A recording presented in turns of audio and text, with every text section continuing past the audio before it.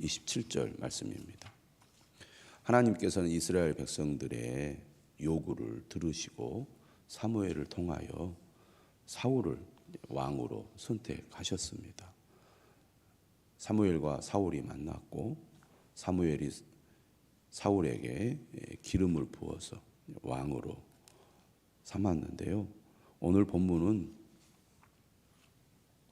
공식적으로 이스라엘 앞에서 사울이 왕으로 세워지는 내용을 다루고 있습니다. 정치적인 절차가 필요했던 것이죠. 하나님께서 선택한 자가 이스라엘 백성들 앞에서 왕으로 세워지기 위하여 공정한 절차, 또 백성들이 납득할 만한 절차를 따라서 왕으로 세우는데 하나님께서 선택하신 대로 사울이 왕이 되는 것을 보여주고 있습니다. 오늘 본문 17절에 사무엘이 백성을 미스바로 불러 여호와 앞에 모았습니다. 미스바는 중요한 때에 이스라엘 백성들을 모이게 하는 장소였죠. 이스라엘 자손에게 말합니다. 이스라엘 하나님 여호와께서 이같이 말씀하시기를 내가 이스라엘을 애굽에서 인도하여 내고 너희를 애굽인의 손과 너희를 압제하는 모든 나라의 손에서 건져내었느니라 하셨거늘. 하나님과 이스라엘 백성들과의 관계를 언급을 하고 있습니다. 하나님께서 이스라엘을 애굽에서 인도해 내셨다. 애굽인의 손과 이스라엘을 압제하는 모든 나라의 손에서 건져내었다. 이스라엘은 하나님과 언약의 관계로서 하나님께서 그들을 구원해 주셨다는 것이죠. 하나님과 이스라엘의 기본적인 관계를 기억하고 잊지 않아야 한다는 것을 말하고 있습니다. 우리가 하나님과 우리와의 관계에서도 마찬가지죠. 하나님은 어떤 분이신가? 하나님은 이 세상을 창조하시고 다스리시는 분이시죠. 하나님은 예수 그리스도 안에서 우리를 죄에서 구원하시고 우리를 자녀 삼아 주신 분입니다. 이 관계를 우리가 항상 기억하고 살아야 하지 않습니까? 마찬가지로 이스라엘 자손들은 하나님께서 그들을 구원해 주신 구원자라는 사실을 결코 잊어서는 안 되는 것이죠. 그런데 실제로는 어떻습니까? 이스라엘 백성들이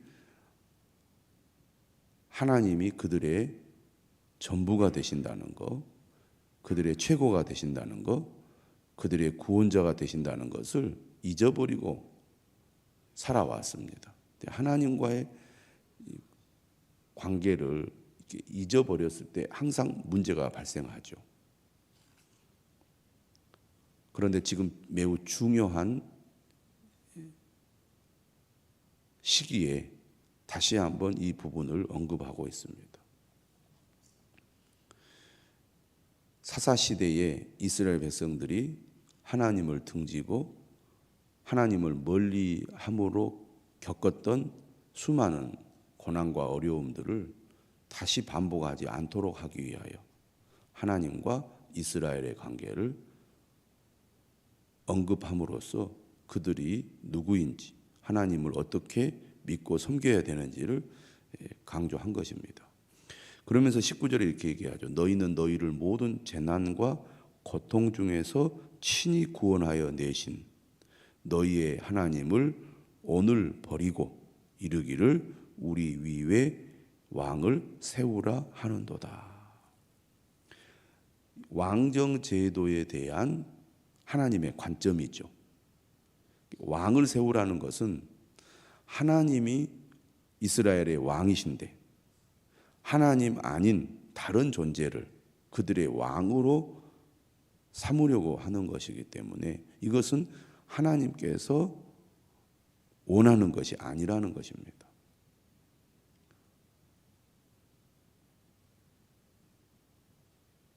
하나님이 아닌 사람이 이스라엘의 왕이 되어서 왕을 섬기고 왕을 따르고 더 나아가 왕을 숭배할 수 있는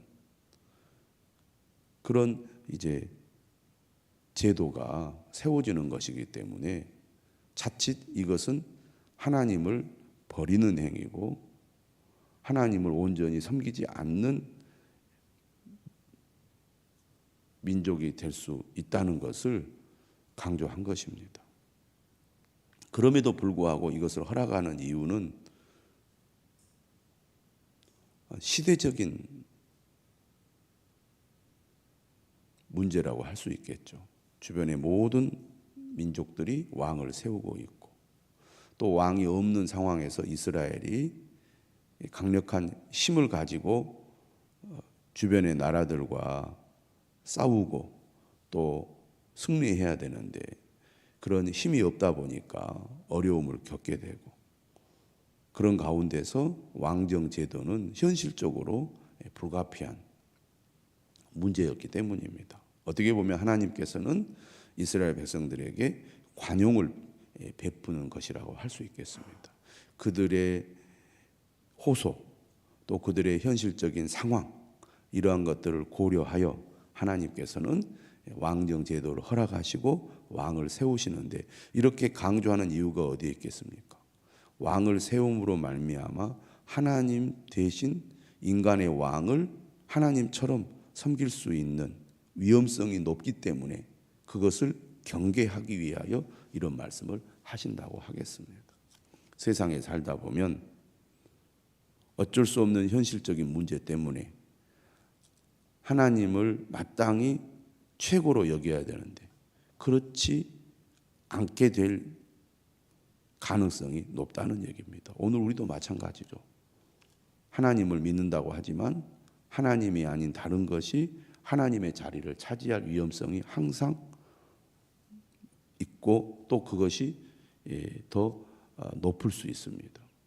그런데 늘 그럴 위험성이 있다는 것을 강조함으로써 우리가 경각심을 가지고 하나님의 자리를 다른 것이 차지하지 못하도록 우리가 깨어있게 되지 않습니까? 지금 그런 의도를 가지고 사무엘이 이스라엘 백성들에게 얘기하는 겁니다. 자, 그러면서 이제 본격적으로 왕을 세우는 절차에 들어가는데 그 방법은 바로 제비뽑기였습니다. 하나님께서 이스라엘 백성들을 이렇게 이끄시면서 하나님의 뜻을 분별하는 방법으로 제비뽑기를 자주 사용하셨는데요. 오늘 사울을 왕으로 세우는 방식에도 제비뽑기를 사용하고 있습니다. 처음으로 왕을 세우는 거잖아요. 그래서 어떻게 합니까? 지파대로 1000명씩 여호와 앞에 나오게 했습니다. 그래서 모든 지파를 가까이 오게 해서 제비를 뽑았더니 누가 뽑혔습니까? 베냐민 지파가 뽑힌 겁니다. 가장 작은 지파. 아마 의외였을 겁니다. 유다 지파라든지 뭐 에브라임 지파라든지 좀 힘이 있는 지파가 뽑혔어야 되는데 전혀 생각지도 못하는 베냐민 지파가 뽑힌 거죠. 우리는 강력한 힘을 가진 왕을 요구했는데 의외로 이스라엘 백성들이 기대하지 않은 베냐민 지파가 뽑혔으니 이스라엘 백성들이 생각할 때는 한편으로는 실망했을지 모릅니다. 그러니까 하나님의 뜻은 인간의 생각과는 다르게 흘러가는 경우들이 많잖아요. 그 다음 21절에 보면 이제 베냐민 지파를 가족별로 가까이 오게 해서 또 제비를 뽑자 마드리의 가족이 뽑혔고 그 중에서 또 기스의 아들 사울이 뽑혔던 것입니다. 그런데 사울이 최종 왕의 그 후보로 뽑혀서 사울을 찾아봤는데 사울이 없는 거예요. 그를 찾아도 찾지 못했다고 되어 있습니다. 그래서 사람들이 하나님께 묻습니다. 그 사람이 여기 왔나이까? 하나님께서 대답을 하십니다. 그가 짐 보따리들 사이에 숨었느니라. 왔는데 사울이 숨어 있었던 겁니다. 사울은 자신이 왕이 될 것을 알고 있었죠. 그런데 이러한 모습을 보면 사울은 두려움이 있었던 것 같습니다. 이스라엘의 왕이 된다는 것이 자신이 없었던 거죠. 내가 무슨 자격이 있는가, 그런 생각도 있었고, 또 마땅히 그것을 수행할 만한 자신감도 없었던 것 같아요. 아무래도 처음 왕이 생기는 것이고, 또 일찍부터 왕으로 선택을 받아서 준비를 하거나 훈련이 되거나 그런 게 아니잖아요. 갑작스럽게 그가 왕으로 선택을 받은 거니까 얼마나 두려운 마음이 있겠습니까? 그런데 23절에 하나님께서 진보다리들 사이에 숨었다는 말씀을 이제 해 주셨을 때 그들이 달려가서 거기서 그를 데리고 옵니다. 그래서 드디어 이제 백성들 앞에 처음으로 등장한 이 사울에 대한 사람들의 반응이 나오죠. 23절에 보니까 다른 사람보다 어깨이만큼 컸습니다. 그러니까 그는 블레셋을 비롯한 다른 나라들과 싸울 때 충분히 앞장서서 백성들을 이끌어 갈 만한 용사로서의 어떤 풍모를 보여준 것이죠. 그러니 얼마나 백성들이 생각할 때는 마음이 든든하면서 매력을 느꼈겠습니까? 저 사람이야말로 우리의 왕이 될 만한 자격을 갖춘 사람이다. 그 외형을 볼 때 그렇게 생각을 했고, 사무엘도 사울에 대한 호감이 있었잖아요. 그래서 백성들 앞에 이렇게 이야기합니다. 사울이 왕으로서의 자격을 갖춘 사람이라는 것을 24절에서 두 가지로 얘기하는데, 첫째는 하나님께서 택하신 자라는 거죠. 하나님께서 택하셨다는 것은, 첫째는 사무엘은 하나님께서 그 사울을 만나게 해주셨잖아요. 말씀하셨던 거고, 오늘 본문에서 보면 제비 뽑기를 해서 사울이 선택된 것은, 이것은 하나님이 선택한 것이라는 거죠. 하나님이 선택했기 때문에 이는 왕으로서 자격이 있다는 것이고, 두 번째는 뭡니까? 모든 백성 중에 짝할 리가 없느니라. 모든 백성 중에 최고의 인물이라는 겁니다. 이걸 보면 사울은 이스라엘의 초대 왕이 될 만한 자격을 갖춘 사람이라는 것을 알 수가 있어요. 개인적으로도 영광스러운 일이지만 이스라엘 민족의 입장에서도 얼마나 잘된 일입니까? 하나님이 택하신 사람이고 모든 백성 중에 최고의 인물이 왕으로 선택되었기 때문에 이스라엘 백성들에게는 매우 안심이 되고 든든한 일입니다. 사무엘이 이렇게 얘기를 하자 모든 백성이 왕의 만세를 외쳐 부릅니다. 드디어 이제 우리도 왕이 생겼구나. 이제는 예전과 같은 그런 어려움에 처하지 않아도 되겠구나 라는 그런 기대감이 확 올라갔다고 하겠습니다. 새로운 시대가 열리면 사람들은 기대를 하잖아요. 지금 그런 일이 벌어진 겁니다. 자, 그런데 25절 이하를 보시면 이제 사무엘이 나라의 제도를 백성에게 말하고 책에 기록하여 여호와 앞에 둡니다. 여호와 앞에 둔다는 것은 성소에 보관한다는 얘기죠. 우리로 말하면 이제 헌법이 제정이 되어서 어떤 기준에 의해서 왕이 나라를 통치해야 되는지를 만들었던 것 같습니다. 그 이제 작업을 사무엘이 한 거죠. 자, 모든 백성을 각기 집으로 보냈습니다.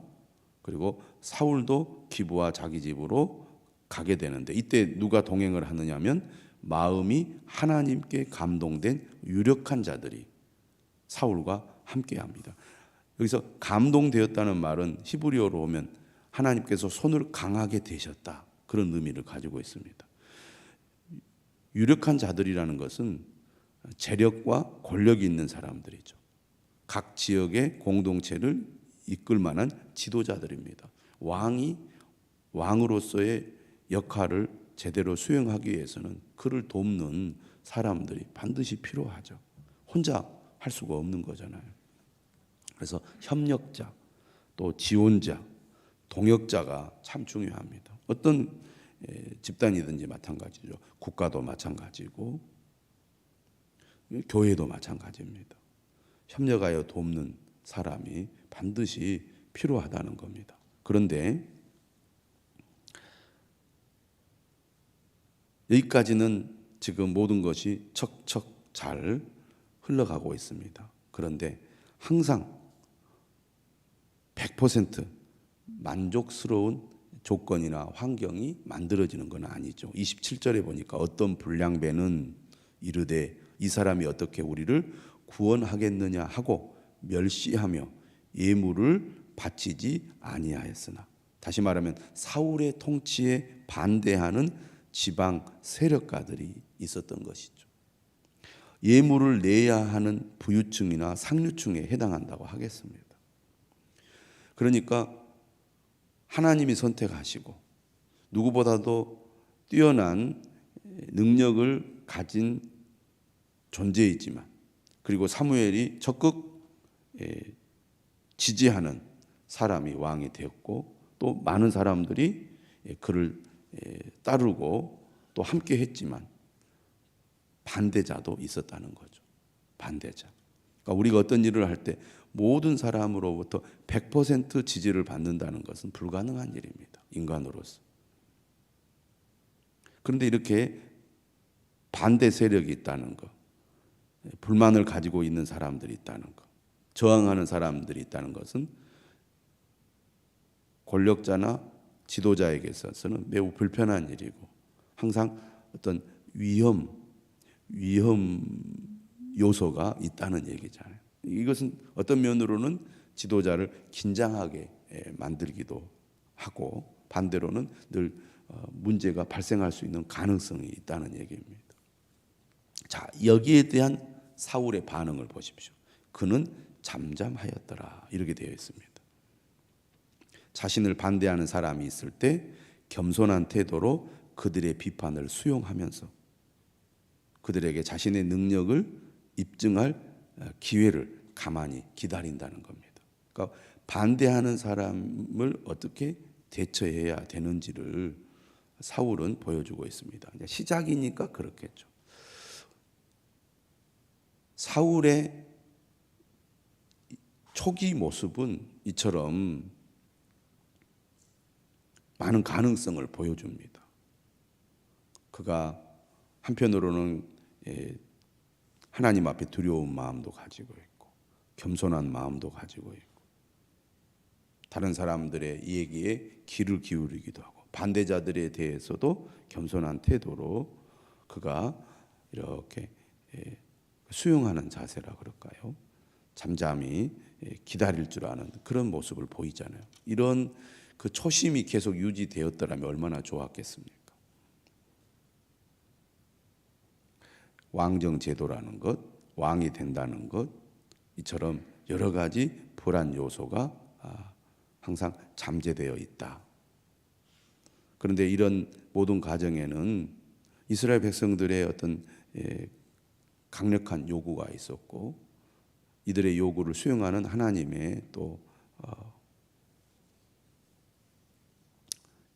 선택도 있었다고 보겠습니다. 이런 상황 속에서 하나님께서 어떻게 이스라엘 백성들에게 역사하시고 일하시는지를 오늘 말씀을 통해서 보게 되는데요.